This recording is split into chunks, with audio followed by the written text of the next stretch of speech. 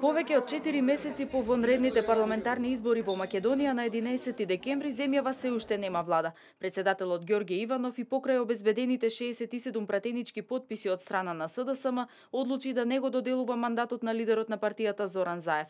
Како главна причина за ваквата одлука ја наведе албанската платформа, која според Иванов има уценувачки карактер и го загрозува интегритетот на државата.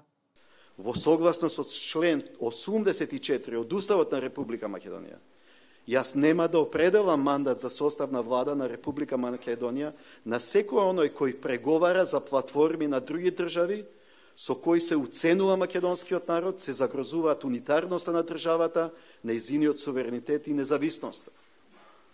Туги постизборни платформи не можат и не смеат да бидат основа за формирање на влада на Република Македонија. Ниту Уставот, ниту совеста не ми дозволуваат да дадам мандат на секој оној кој го руши суверенитетот и независноста на Република Македонија. Се додека сум председател на Република Македонија, нема да дадам мандат ниту на човек, ниту на партија што се залага или во својата програма има платформа за рушење на суверенитетот, територијалниот интегритет и самостојноста на Република Македонија. За својата одлука Иванов преку писма ги информираше првите луѓе на ЕУ, НАТО, САД и Турција и побара од нив да ја осудат и отфрлат албанската платформа, за како што рече да не охрабрува слични обиди во нашиот, но и во други региони во Европа со сложена етничка, религиска и јазична реалност. Осуда официјална не стигна, но продолжи меѓународниот притисок председателот на државата да ја промени својата одлука за недоделување на мандатот.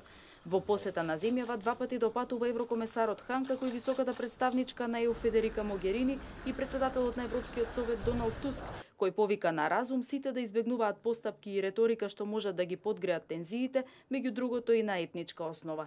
Оваа продолжена криза ја задржува вашата земја на низиниот евроатлантски пат. На вас останува да најдете решение кое што ќе биде засновано на демократските начела, пристојност и здрав разум.